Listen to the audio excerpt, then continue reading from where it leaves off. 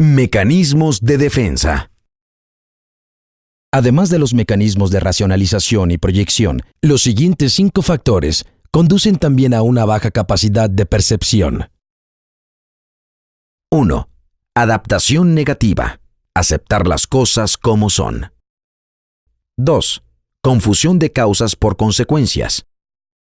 3. Falta de lenguaje conceptual. No hablar el mismo idioma. 4. Limitado sistema de valores. Tener una prueba para todo. 5. Altos niveles de ansiedad. Preocuparse de todo. Racionalización. Inventar razones. La racionalización consiste en inventar razones y aceptar interpretaciones que un análisis imparcial difícilmente probaría. Equivale a engañarnos a nosotros mismos acerca de lo que es realmente el mundo. También sirve para construir nuestra versión de la situación de tal manera que el problema está en la situación y no está en nuestra persona. La justificación de tal interpretación usualmente incluye el acto de dar razones socialmente aceptables del comportamiento o bien dar razones aparentemente lógicas de nuestra versión de la situación. Equivale a engañarnos a nosotros mismos acerca de lo que es realmente el mundo. La racionalización sirve para conciliar motivos e impulsos que son inaceptables. En la vida organizacional, lo que se racionaliza de esta manera es normalmente creído por el líder, pero no por sus interlocutores. Todos los líderes o gerentes están familiarizados con la racionalización. Por ejemplo, la ven en aquella persona que no alcanzó un ascenso, y lo explica afirmando que no le interesaba demasiado. Tal como ocurre en la fábula de Esopo, las uvas están verdes.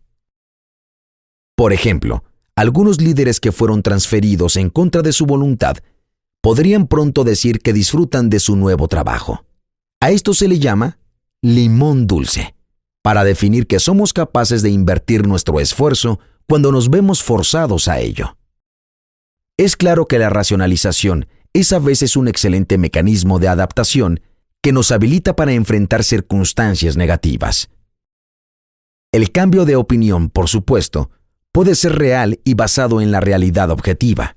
En este caso, no se trataría de racionalización, sino de reevaluación basada en hechos. Frecuentemente los líderes o gerentes entregan tarde sus reportes, pero encuentran razones para racionalizar su comportamiento que denota incumplimiento. Son capaces de culpar a sus subordinados, o de argumentar que hay sobrecarga de trabajo, o bien la aparición de eventos imprevistos para justificar el retraso, pero que en ningún momento serían capaces de aceptar que son responsables del retraso. La verdadera razón puede ser el temor de ser juzgado por el reporte o por simple incompetencia.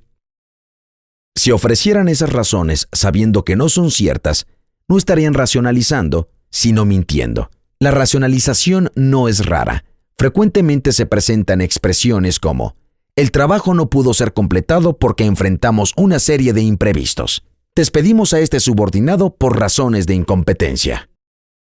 Un líder incompetente con elevada necesidad de logro y un excesivo temor al fracaso puede fácilmente desarrollar racionalizaciones casi patológicas, conduciendo tal vez a una especie de delirio de persecución. Líderes de este tipo son capaces de pensar que su superior los tiene en la mira. La racionalización podría protegerlos del dolor de tener que enfrentar las verdaderas razones de su fracaso y a la falta de promoción a niveles superiores. El sobreuso de la racionalización puede alejar a los líderes de sus problemas reales, al extremo que puede terminar en una severa crisis difícil de resolver. Si salvamos demasiado nuestra cara, podemos terminar sin una identidad verdadera. Algunas veces, la racionalización puede excusarse sobre la base de que amortigua el golpe de una situación desagradable. Suaviza nuestros defectos, tranquiliza nuestra conciencia y nos permite reconstruir la realidad suavemente de manera que no amenaza a nuestra propia imagen. Algunos llegan a afirmar que si no racionalizamos, podríamos volvernos locos. Esto es válido para los líderes de baja efectividad. Para los líderes de alta efectividad, no hay sustituto a poder leer las situaciones con claridad, enfrentándolas plenamente y resolviéndolas con realismo. Evaluación de asimilación. Pregunta: ¿la racionalización ayuda a protegernos del dolor que podríamos tener al reconocer las crudas razones de nuestros fracasos y, por lo tanto, la podemos considerar como algo saludable?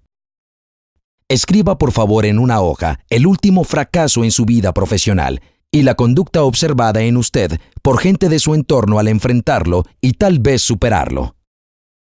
Esta percepción distorsionada nos lleva a la identificación errónea de los elementos del cambio. Típicamente los líderes que distorsionan serían capaces de querer cambiar a otros, modificar sus rutinas de trabajo en vez de cambiar ellos mismos. El ingrediente esencial de la racionalización es la distorsión de la realidad para protegernos a nosotros mismos. El problema con la racionalización no es tanto que nos lleve a engañarnos, sino que nos impide tener pautas que conduzcan a una acción apropiada. Una buena pista para detectar la racionalización es cuando la percepción de nosotros es demasiado perfecta, o los argumentos son demasiado lógicos y demasiado consistentes. La vida es bastante compleja, y por tanto, nuestras explicaciones acerca de esta deben ser explicaciones tentativas. Con frecuencia la racionalización viene a ser una obra de arte de la lógica. Todas las piezas se ensamblan perfectamente para darnos una historia sin fallas. Otra pista para detectar la racionalización es la insistencia con la que se ofrece una explicación. Winston Churchill solía escribir al margen de sus discursos: "Este es un punto débil. Es necesario elevar el tono de voz". Proyección. ¿Eres tú? No yo. La proyección consiste en ver en otros lo que no queremos ver en nuestra persona. Opera fundamentalmente en aquellas personas que tienen una baja autopercepción, aquellos que de hecho ignoran cómo se comportan. El mecanismo también llega a tomar la forma de delirio de persecución. Por ejemplo, el líder quiere llevar a cabo cambios en su departamento, pero no todas las personas aceptarían esos cambios y cada uno podría reaccionar de manera diferente. Algunos subordinados podrían tornarse agresivos hacia su nuevo jefe, pero dado el entrenamiento social, no serían capaces de expresarlo o acaso ser conscientes de su propia agresividad. Por el mecanismo de proyección, llegarían al extremo de ver a su líder como agresivo y sentirse como víctimas de una conspiración, pero en realidad es una proyección hacia su superior. Afirmaciones como las siguientes pueden revelar la manifestación de la proyección en el trabajo. No se puede confiar en la dirección de incorporación. Ellos son lobos en piel de cordero, y cada quien tiene su precio. A veces la proyección aparece combinada con la racionalización con resultados indeseables. A menudo encontramos a la persona que, teniendo muy poca actividad productiva, ve a los demás como perezosos, a la persona que todo mundo ve como antisocial y se queja de que los demás no se fijan en ella. Algunos líderes incapaces de ver la hostilidad en su persona ven a los demás como entes agresivos. En ese punto, tenderán a racionalizar por qué actúan de esa manera en su relación con los demás. La proyección representa un alto costo para la efectividad gerencial, porque solo puede mantenerse pagando el costo de la distorsión. No obstante que tal distorsión nace inconscientemente para proteger al líder, opera como una amenaza constante. Evaluación de asimilación. Pregunta: ¿la racionalización es totalmente normal en todos los seres humanos? ¿Se vuelve negativa cuando se combina con la proyección?